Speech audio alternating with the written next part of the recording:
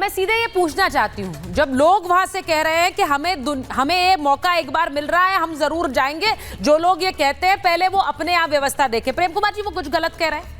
वो वहां डुबकी लगाने आए हैं, वो ये जानते हैं कि भीड़ है, वो स्टेशन का भी हाल देख रहे हैं, वो वहां जाम भी देख रहे हैं, लेकिन इसके बावजूद आप कितनों को जानते हैं जो महाकुंभ के लिए डुबकी लगाने गए हैं? जानते होंगे, मुझे इस बात का पूरा भरोसा है। तो ये लोग जो जा रहे हैं उनको वो सीधे जवाब दे रहे हैं वहां से। बिल्कुल, ये लोग जो भावना रख रहे हैं और उस आधार पर रख रहे हैं कि इस बार अगर नहीं नहा पाए तो 144 साल में तो ये आया है अवसर, तो हमारे लिए तो ये अवसर चला जाएगा। तो ये आस्था का जो चरम बिंदु है वहां तक पहुंचा दिया गया है। और 144 साल की थ्योरी बिल्कुल गलत है। 144 साल पहले कोई कुंभ ही नहीं लगा था। आप 144 साल माइनस कीजिए, 1881 पड़ेगा मेरे ख्याल से। 1881 में कोई कुंभ लगा नहीं था, तो 144 साल की थ्योरी गलत है। और कोई भी कुंभ ऐसे हर 12 साल देखेंगे तो अगला जो 4 साल बाद कुंभ आएगा वो भी 144 साल बाद ही होगा। तो इस तरह से लोगों की भावना को जोड़ा गया है कि अगर नहीं नहाओगे तो फिर पुण्य का अवसर ही खो जाएगा। और इसके पीछे मान्यता क्या है?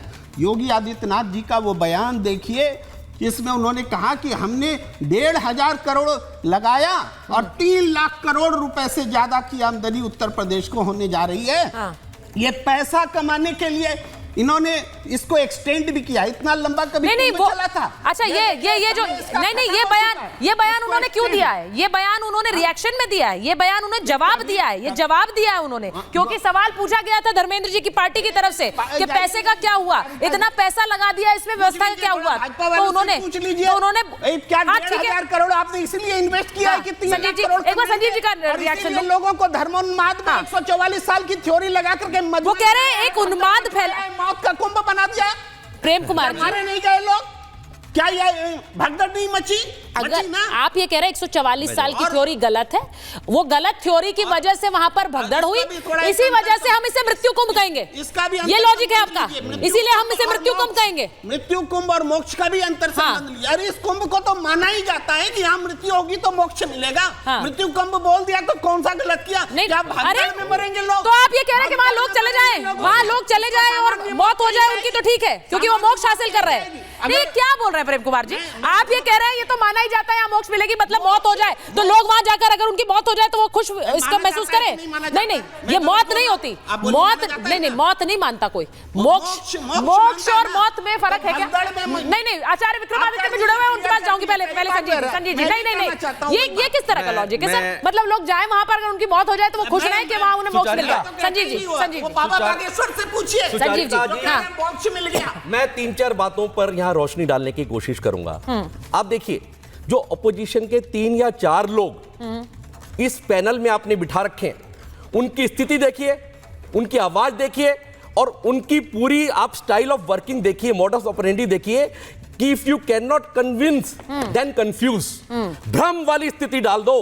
परंतु evidence act, Indian evidence act है, कॉन्स्टिट्यूशन ऑफ इंडिया में भी कोर्ट कहता है कि एविडेंस लाइए, तो आपने एविडेंस दिखाए। प्रेम जी बात करने दीजिए, मैं आपके बीच में नहीं बोला हूं, मैं आपके बीच में नहीं बोला हूं, मैं आपके बीच में नहीं बोला हूं। एक मिनट रुक जाइए, वो कुछ कह रहे हैं आचार्य संजीव जी, मुझे पूरी बात करनी, मुझे पूरी एक मिनट, आप ये कह रहे हैं ना महाकुंभ क्या है, यही उनके नेता कह रहे थे कि महाकुंभ कुछ नहीं है। नहीं, बिल्कुल सही कैसे? एक मिनट प्रेम जी, मेरी बात सुनिए।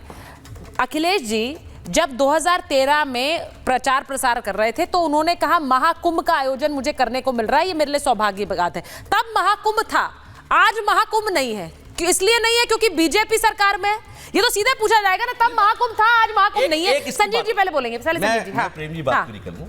उसके लिए शास्त्रों में बड़ा अच्छा श्लोक, ये बहुत बड़े शास्त्री बन रहे हैं 1-2 लोग। यस्य नास्ति स्वयं प्रज्ञा शास्त्रम तस्य करोति किम, लोचनाभ्याम विहीनस्य दर्पणा किम करिष्यति।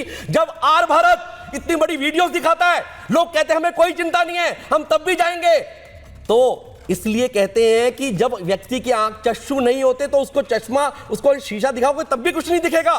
तो लगभग ऐसी पट्टी बांध के जब ये लोग बैठे हैं तो मैनिफेस्टेशन किस तरह से भ्रमित करने के लिए आ रहा है, मृत्यु कुंभ कहने के लिए आ रहा है। और लोग हमारे इनके अड़ोस पड़ोस के घरों में जब इनको देखते होंगे तो कहते होंगे अरे भैया हम तो तुम्हारे पड़ोस के हर घर में से, हर कार्यालय में से, हर ऑफिस में से और हर तरह के लोग वहां जाते हैं। और एक और बात देख के मैं हैरान हो जाता हूं कई बार सुचारिता, मैं देखता हूं जब मैं वहां गया कुंभ में तो मैंने देखा कि जब कोई किसी को निमंत्रण देता है विवाह का तो उस विवाह के निमंत्रण में वो वहां की महिला ज्वेलरी लेके जाती है, अपने साथ बेस्ट साड़ी लेके जाती है, परंतु वहां नहाने के बाद जब स्त्रियां जाती हैं तो पूरे मंगल स्नान के बाद नए कुंभ, नए कुंडल पहन के, ज्वेलरी पहन के, नई साड़ी पहनकर निकलती है तो ऐसा लगता है कि एक माहौल ही डिफरेंट नजर आता है। ये पॉजिटिविटी नजर नहीं आती इनको। मैं आपको एक बात बता 55 करोड़ महिमा मंडल 55 करोड़ 8 करोड़ लोग कुंभ ला रहे थे तुम्हारे राज्य में यादव जी। तो हो जाएगा ये यादव जी 8 करोड़ लोगों को निभा नहीं पाए थे। अच्छा एक सेकंड प्रेम कुमार जी, करोड़ लोग डुबकी लगा चुके। ये अच्छा प्रेम कुमार जी जब मैं आपसे बात कर रही हूँ सुनिए मेरी बात सुनिए भाई। ठीक है एक सेकंड संजीव जी एक मिनट, मैं सिर्फ ये बता रही हूँ प्रेम कुमार जी आप जब बात कर रहे हैं तो मेरे पास लोग, आप सोचिए देखिए आजकल तो किस तरह का जमाना है, इंस्टेंट मैसेजिंग होती है, लोग लिख रहे हैं प्रेम कुमार जी तथ्य बता रहे हैं गलत। 1881 में उत्तर प्रदेश के प्रयागराज में महाकुंभ का आयोजन हुआ था, वो कह रहे हैं कि ये गलत तथ्य बता रहे हैं। अब ये देखिए मैं तो ये अपने दर्शकों पर छोड़ रही हूँ, मैं अपने दर्शकों पर छोड़ रही हूँ 1881 में 144 साल पहले कोई कुंभ नहीं हुआ था। अच्छा हुआ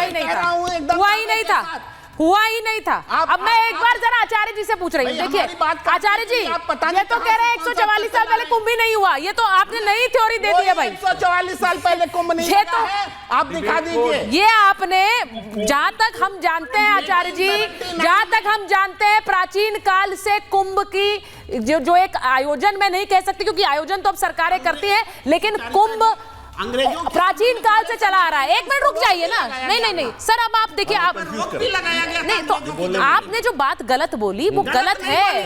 आप कह रहे हैं 144 साल पहले कुंभ नहीं था। आचार्य जी भ्रमित कर रहा है आप मेरी नहीं मैं तो जानकारी, मैं आचार्य जी से पूछती हूँ। आचार्य जी अच्छा एक सेकंड रुक जाइए ना, आचार्य जी को लीजिए भाई। प्रेम कुमार जी एक मिनट, ऐसे नहीं कर सकते ना, बोलने भी दीजिए। प्रेम वो कह रहे हैं कि मेरी जानकारी सही है, 144 साल पहले कुंभ था ही नहीं। आचार्य जी देखिए सुनिए, तुमको पता होना चाहिए कि अंग्रेजी कैलेंडर से कुंभ नहीं लगता है, कुंभ लगता है सनातन पद्धति के कैलेंडर के अनुसार से, इसको संवत कहा जाता है। अगर उसको कैलकुलेट करें तो वहां पर जो डेट निकलती है, जो वृषभ राशि में बृहस्पति पहुंचे उस वक्त कुंभ लगता है और मकर राशि में सूर्य आ जाते हैं और वो योग बनता है 1880 में जाकर। 83 में कुंभ हुआ। इनको कैलकुलेशन का मिस्टेक है, ये अंग्रेजी कैलेंडर के साथ जोड़ने का प्रयास करें। यदि संवत के अनुसार से जोड़ने का प्रयास करेंगे तो आपको वही वर्ष निकल कर आ जाएगा। देखिए वो बाहर से जुड़ रहे हैं, प्रेम जी ऐसे मत करिए। आज मैं कहूंगा कि आज इस प्रकार की कुंभ के लिए मृत्यु कुंभ की शब्द उच्चारण करिए। क्या हज यात्रा में होने वाली स्टैम्पेड पर मृत्यु यात्रा कह सकते हैं? मृत्यु यात्रा, हत्या यात्रा बोल सकते हैं। कोई भी यहाँ बैठा हुआ व्यक्ति इस प्रकार की शब्दावली का उपयोग किया जा रहा है। इनके जानी बिल्ली खंबा नोचने वाली स्थिति बन गई है। भारत की आधी जनता, जितने लोग वोट नहीं देते हैं उससे ज्यादा सनातनी वहां जाकर कुंभ में स्नान कर रहे हैं और इनको दिखाई दे गया है कि हिंदू जाग गया है और इनका जो वोट बैंक है, तुष्टिकरण की पॉलिसी को समाप्त रोन दिया गया।